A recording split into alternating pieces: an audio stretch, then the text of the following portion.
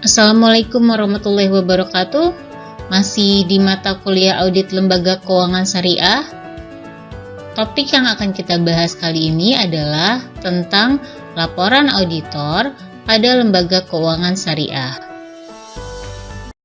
Laporan auditor diatur di dalam Auditing Standard for Islamic Financial Institution nomor 2 yang diterbitkan oleh AAOIV. Standar tersebut menyatakan bahwa laporan auditor merupakan hasil audit yang dilakukan oleh auditor independen atas laporan keuangan suatu lembaga keuangan yang menjalankan kegiatan usaha berdasarkan prinsip syariah. Nah, ini yang harus ditekankan bahwa laporan auditor itu merupakan hasil audit. Jadi, dengan kata hasil audit ini artinya bahwa ada proses atau tahapan audit yang telah dilakukan oleh auditor sehingga dihasilkan yang namanya laporan auditor. Nah, siapa yang melakukan audit? Yang melakukan auditnya adalah auditor independen. Yang diaudit apa? Yang diaudit adalah laporan keuangan. Laporan keuangannya siapa? Laporan keuangan lembaga keuangan yang berdasarkan prinsip syariah dalam menjalankan kegiatan usahanya.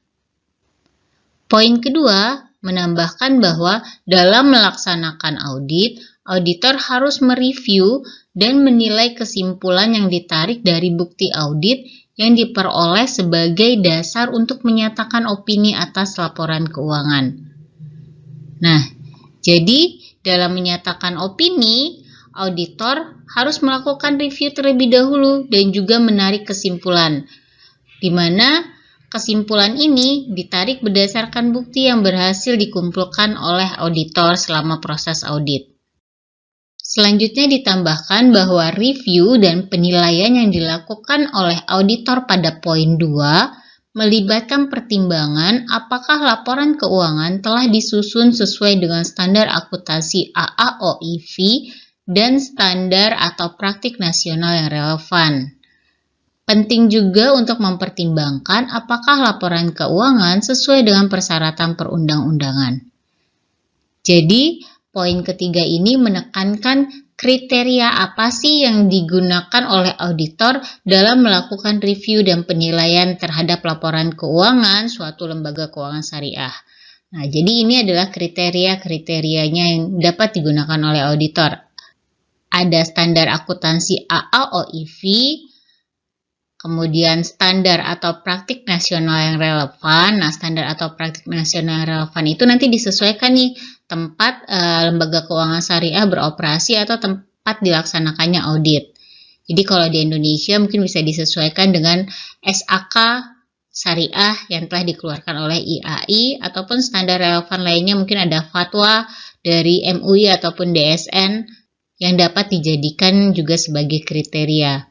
Selain itu juga persyaratan undang-undang juga harus menjadi pertimbangan auditor dalam melakukan penilaian terkait laporan keuangan suatu lembaga keuangan syariah.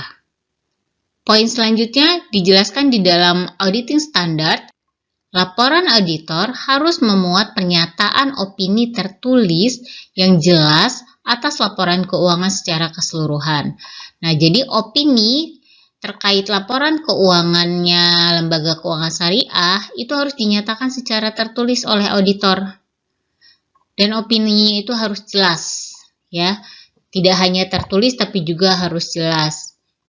Berikut adalah komponen dari laporan auditor berdasarkan standar auditing nomor 2 yang diterbitkan oleh AAOIV. Poin pertama yang harus ada di dalam laporan auditor adalah judul. Kemudian yang kedua adalah penerima, yang ketiga paragraf pembuka, yang keempat paragraf ruang lingkup di mana di sini akan menggambarkan tentang sifat dari audit, termasuk di poin kelima dan poin keenam ini masih masuk ke dalam paragraf ruang lingkup ya.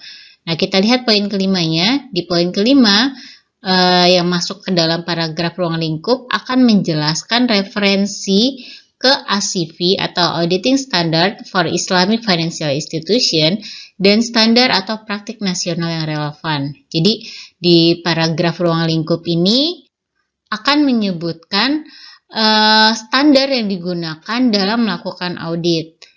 Kemudian di poin ke-6 yang masih masuk ke dalam paragraf ruang lingkup ya, akan mendeskripsikan pekerjaan yang dilakukan oleh auditor. Nah, poin ketujuhnya masuk ke dalam paragraf opini, di mana di paragraf opini ini berisi pernyataan opini atas laporan keuangan. Poin ke-8 ada tanggal laporan auditor, poin ke-9 alamat auditor, dan poin ke-10 adalah tanda tangan auditor. Jadi kalau dari komponen laporan auditor yang tersaji di sini, kita bisa kelompokkan ya bahwa laporan auditor itu terdiri dari paragraf pembuka, paragraf ruang lingkup, dan juga paragraf opini. Oke, sekarang kita coba bahas lebih detail lagi ya terkait komponen-komponen yang ada di dalam laporan auditor. Yang pertama kita lihat dari judul, di mana laporan auditor itu harus memiliki judul yang sesuai. Contohnya seperti ini. Nah, jadi harus ada judul seperti ini ya, yang menyatakan dengan jelas bahwa laporan auditor ini merupakan laporan auditor independen. Kemudian yang kedua terkait penerima. Laporan auditor harus ditujukan secara tepat sesuai dengan yang dipersyaratkan dalam perikatan dan peraturan perundang-undangan. Contohnya seperti ini, jadi disebutkan dengan jelas laporan auditor ini ditujukannya ke siapa. Nah, ini kan jelas nih bahwa ditujukannya kepada pemegang saham, Dewan Komisaris, dan direksi di PT Bank BRI Syariah. Nah, kebetulan ini yang saya ambil contohnya adalah laporan auditor independen atas laporan keuangannya Bank BRI Syariah. Yang ketiga adalah paragraf pembuka, di mana di paragraf pembuka ini ada beberapa poin yang harus tercantum di dalam paragraf pembuka ini. Yang pertama adalah laporan auditor harus mencantumkan jenis laporan keuangan lembaga keuangan yang telah diaudit, termasuk tanggal dan periode laporan keuangannya. Oke, kita lihat contohnya. Contohnya adalah seperti ini. Kami telah mengaudit laporan keuangan PT Bank BRI Syariah terlampir yang terdiri dari laporan posisi keuangan tanggal 31 Desember 2020 serta laporan laba rugi dan penghasilan komprehensif lain, laporan perubahan ekuitas, laporan arus kas, laporan rekonsiliasi pendapatan dan bagi hasil, laporan sumber dan penyaluran dana zakat, dan laporan sumber dan penggunaan dana kebajikan untuk tahun yang berakhir pada tanggal tersebut, dan suatu ikhtisar kebijakan akuntansi signifikan dan informasi penjelasan lainnya. Nah, jadi ini ya yang dimaksud bahwa di paragraf pembuka ini harus jelas nih apa saja sih yang telah diaudit oleh auditor. Tadi di sini sudah disebutkan ada laporan posisi keuangan, disebutkan juga nih periodenya. Periode laporan keuangan yang diperiksa itu adalah per 31 Desember 2020. Kemudian laporan laba rugi juga diperiksa, di sini disebutkan penghasilan komprehensif, laporan perubahan ekuitas, laporan arus kas, laporan rekonsiliasi pendapatan dan bagi hasil, laporan sumber dan penyaluran dana zakat, dan laporan sumber dan penggunaan dana kebajikan. Ya, jadi disebutkan secara rinci laporan keuangan apa saja sih yang telah diperiksa atau telah diaudit oleh auditor dan periode tahunnya tahun berapa, gitu ya. Selanjutnya, poin kedua yang harus ada di paragraf pembuka adalah harus mencantumkan pernyataan bahwa laporan keuangan dan usaha lembaga keuangan beroperasi sesuai dengan aturan dan prinsip syariah adalah tanggung jawab manajemen lembaga keuangan, dan pernyataan bahwa tanggung jawab auditor adalah untuk menyatakan pendapat atas laporan keuangan berdasarkan audit. Jadi di paragraf pembuka ini juga harus dinyatakan dengan jelas batasan tanggung jawab auditor dan mana yang menjadi tanggung jawab manajemen. Contoh statementnya seperti yang sudah saya sajikan masih mengutip dari laporan auditornya Bank BRI Syariah tahun 2020, yaitu dinyatakan di paragraf pembuka bahwa manajemen bertanggung jawab atas penyusunan dan penyajian wajar laporan keuangan tersebut sesuai dengan standar akuntansi keuangan di Indonesia dan atas pengendalian internal yang dianggap perlu oleh manajemen untuk memungkinkan penyusunan laporan keuangan yang bebas dari kesalahan penyajian material, baik yang disebabkan oleh kecurangan maupun kesalahan. Paragraf selanjutnya disebutkan, tanggung jawab kami, yaitu auditor, adalah untuk menyatakan suatu opini atas laporan keuangan tersebut berdasarkan audit kami. Jadi, paragraf pertama menjelaskan tanggung jawab manajemen apa, kemudian dilanjutkan dengan penjelasan terkait tanggung jawab auditor. Selanjutnya adalah paragraf ruang lingkup, di mana salah satunya di paragraf ruang lingkup ini menyatakan terkait standar yang digunakan dalam proses audit. Nah, poin yang harus ada di dalam paragraf ruang lingkup ini, yang pertama adalah laporan auditor harus menjelaskan ruang lingkup audit dengan menyatakan bahwa audit dilakukan sesuai dengan Auditing Standard for Islamic Financial Institution dan standar atau praktik nasional yang relevan sebagaimana mestinya yang tidak bertentangan dengan aturan dan prinsip syariah. Nah, itu poin pertama yang terkait dengan referensi KACV atau standar yang relevan. Kemudian yang kedua, laporan auditor juga harus mencakup pernyataan bahwa audit telah direncanakan dan dilaksanakan untuk memperoleh keyakinan yang memadai tentang apakah laporan keuangan bebas dari salah saji material.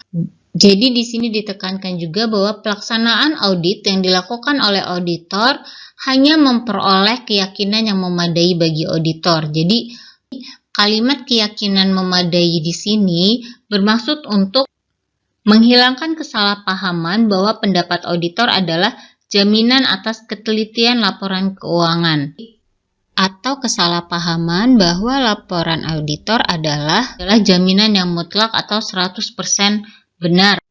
Oke, kita lihat contoh kalimatnya. Kami melaksanakan audit kami berdasarkan standar audit yang ditetapkan oleh Institut Akuntan Publik Indonesia. Standar tersebut mengharuskan kami untuk mematuhi ketentuan etika serta merencanakan dan melaksanakan audit untuk memperoleh keyakinan memadai tentang apakah laporan keuangan tersebut bebas dari kesalahan penyajian material. Nah, kalau kalian lihat ya dengan poin yang ada di sini, kalau di sini kan sesuai dengan ACV, tapi untuk di Indonesia standar auditnya mengacu pada standar audit yang dikeluarkan oleh IAPI selaku lembaga resmi yang berwenang untuk mengeluarkan standar bagi akuntan publik. Maka standar yang relevan yang digunakan di Indonesia adalah standar yang dikeluarkan oleh IAPI. Kemudian di paragraf ruang lingkup juga harus mendeskripsikan pekerjaan yang dilakukan oleh auditor. Apa saja yang harus dicantumkan di dalam paragraf ini? Yang pertama kita lihat harus dicantumkan terkait bahwa auditor telah memeriksa atas dasar pengujian bukti untuk mendukung jumlah dan pengungkapan laporan keuangan. Kemudian harus dicantumkan juga terkait bahwa auditor telah menilai prinsip akuntansi yang digunakan dalam penyusunan laporan keuangan. Kemudian, auditor juga telah menilai estimasi signifikan yang dibuat oleh manajemen dalam penyusunan laporan keuangan. Dan yang terakhir, auditor juga harus menyatakan di dalam laporan auditornya bahwa auditor telah mengevaluasi penyajian laporan keuangan secara keseluruhan. Nah, kita lihat ya contoh statementnya di dalam laporan auditor. Oke, nah ini cukup panjang karena memang pekerjaan yang dilakukan oleh auditor itu harus dideskripsikan di dalam laporan auditor. Terakhir, poin yang juga harus ada di paragraf ruang lingkup menurut AAOIV adalah pernyataan oleh auditor bahwa audit memberikan dasar yang wajar atau memadai untuk memberikan pendapat. Nah, poin ini menjelaskan bahwa dalam menyatakan pendapat, auditor didasarkan pada proses audit yang telah dilakukan. Oke, kita lihat statementnya. Ini contoh statement dari laporan auditornya BRI Syariah ya. Kami yakin bahwa bukti audit yang telah kami peroleh adalah cukup dan tepat untuk menyediakan suatu basis atau dasar bagi opini audit kami. Nah, di statementnya ini dijelaskan nih, dasar untuk memberikan pendapatnya itu apa? Yaitu adanya bukti audit yang menurut auditor bukti audit yang diperoleh itu sudah cukup dan tepat. Oke, masih ingat ya syarat dari bukti yang persuasif ketika kalian belajar di auditing 1, yaitu harus memenuhi dua unsur ini untuk bukti yang persuasif, yaitu cukup dan tepat. Poin ke-7 masuk ke paragraf opini, di mana di paragraf opini ini berisi pernyataan opini atas laporan keuangan. Nah, kita lihat poinnya yang pertama, laporan auditor harus secara jelas menyatakan pendapat auditor apakah laporan keuangan memberikan pandangan yang benar dan wajar sesuai dengan aturan dan prinsip syariah sebagaimana ditentukan oleh DPS Lembaga Keuangan Islam dan kerangka pelaporan keuangan. Dan jika sesuai, apakah laporan keuangan sesuai dengan persyaratan perundang-undangan.